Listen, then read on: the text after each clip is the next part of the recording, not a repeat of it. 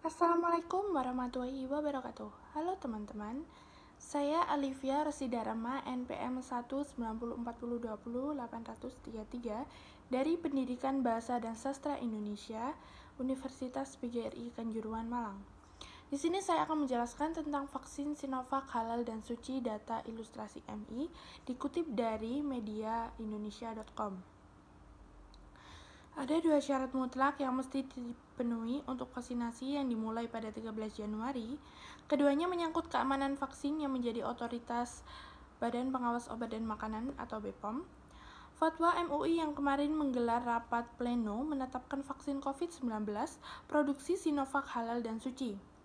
Namun, menurut MUI, penggunaan vaksin menunggu izin keamanan BPOM.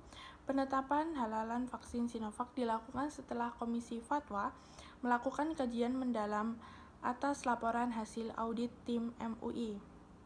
Tim tersebut terdiri atas Komisi Fatwa MUI, Pusat dan Lembaga Pengkajian Pangan, Obat-obatan, dan Komestika. Tim itu mengaudit kehalalan vaksin yang langsung ke pabrik Sinovac di Tiongkok dan audit lapangan di pabrik Bio Farma yang akan diproduksi vaksin dari Sinovac secara massal di Bandung. Keputusan Komisi Fatwa MUI itu menggembirakan karena pemerintah sudah menetapkan vaksinasi dimulai 13 Januari dari Presiden Joko Widodo menerima vaksin pertama. Penetapan Sinovac halal dan suci sangat penting karena menyangkut keyakinan umat beragama, khususnya agama Islam. Artinya, dari aspek keagamaan ia tak bertentangan dengan ajaran agama. Masyarakat tinggal menunggu kepastian aspek keamanan dari Badan BPOM. Menurut Badan BPOM, izin penggunaan darurat atau Emergency Use of Authorization bisa keluar sebelum 13 Januari. Izin itu dikeluarkan bukan karena pemerintahan sudah menetapkan tanggal vaksinasi, melainkan lantaran seluruh persyaratan benar-benar terpenuhi. Persyaratan yang mesti dipenuhi vaksin ada 3, yaitu efikasi atau keampuhan vaksin dalam melindungi dari penyakit, efek samping yang mungkin ada, serta beberapa lama antibodi yang ditimbulkan mampu bertahan dalam tubuh. Jika Badan BPOM mengeluarkan izin penggunaan vaksin Sinovac, berarti semua persyaratan tersebut terpenuhi. Masyarakat tidak perlu ragu-ragu lagi untuk menerima vaksin COVID-19. Jika aspek keamanan dan kehalalan sudah terpenuhi. Tugas pemerintahan selanjutnya ialah menyediakan kecukupan vaksin. Vaksinasi ditargetkan selesai dalam kurun waktu 15 bulan dengan menyasar 181,5 juta orang.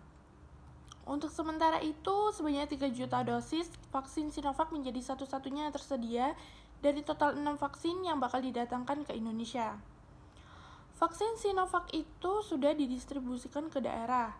Tinggal bagaimana pemerintahan daerah memastikan pelaksanaannya nanti berjalan lancar sehingga diikuti masyarakat.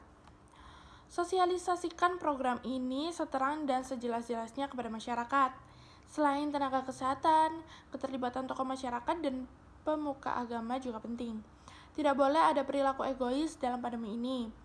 Setiap negara juga memiliki tanggung jawab untuk mengendalikan virus tersebut, terutama karena konektivitas global yang penting bagi perekonomian. Sementara periode kekebalannya masih belum diketahui. Kegagalan untuk menahan virus ini satu negara berarti risiko yang lebih tinggi untuk memicu gelombang pandemi berikutnya di negara lain. Jika Indonesia masih mengalami gelombang infeksi di tahun-tahun mendatang, pemulihan ekonomi bakal jauh panggang dari api. Baik pariwisata, bisnis, atau investor tidak akan datang ke negara dengan tingkat infeksi COVID-19 yang tinggi. Oleh karena itu, program vaksinasi merupakan suatu keniscayaan jika ingin lepas dari krisis ini. Selain tentunya juga tetap mematuhi protokol kesehatan. Tadi itu dikutip dari mediaindonesia.com. Menurut saya, Komisi Fatwa MUI yang kemarin menggelar rapat pleno menetapkan vaksin COVID-19 produksi Sinovac halal dan suci. Menurut Badan BPOM ingin menggunakan darurat untuk emergency use itu bisa keluar sebelum 13 Januari. Persyaratan yang mesti dipenuhi vaksin ada 3, yaitu efikasi dan kemampuan vaksin dalam melindungi dari penyakit, efek samping yang mungkin ada, serta berapa lama antibodi yang ditimbulkan mampu bertahan dalam tubuh. Jika Badan BPOM mengeluarkan izin penggunaan vaksin Sinovac, berarti semua persyaratan terpenuhi. Masyarakat tidak perlu ragu-ragu lagi untuk menerima vaksin COVID-19 jika aspek keamanan dan kehalalan sudah terpenuhi. Tugas pemerintah selanjutnya ialah menyediakan kecukupan vaksin. Menjadi satu-satunya yang tersedia dari total 6 vaksin yang bakal didatangkan ke Indonesia. Vaksin Sinovac itu sudah didistribusikan ke daerah. Kegagalan untuk menahan virus ini di satu negara berarti resiko yang lebih tinggi untuk memicu gelombang pandemi berikutnya ke negara lain. Jika Indonesia masih mengalami gelombang infeksi di tahun-tahun mendatang, pemulihan ekonomi bakal jauh panggang dari api. Baik pariwisata, bisnis, atau investor tidak akan datang ke negara dengan tingkat infeksi COVID-19 yang tinggi. Oleh karena itu, program vaksinasi merupakan suatu keniscayaan jika ingin lepas dari krisis ini. Fakta dalam tajuk rencana yaitu, setelah Komisi Fatwa melakukan kejadian mendalam atas laporan hasil audit tim MUI, tim tersebut terdiri atas Komisi Fatwa MUI, Pusat dan Lembaga Pengkajian Pangan, Obat-obatan, dan Komestika.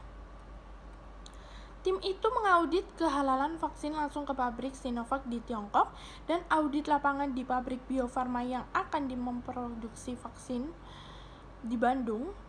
Keputusan Komisi Fatwa MUI ini menggembirakan karena pemerintah sudah menetapkan vaksinasi dimulai 13 Januari dan Presiden Joko Widodo menerima vaksin pertama.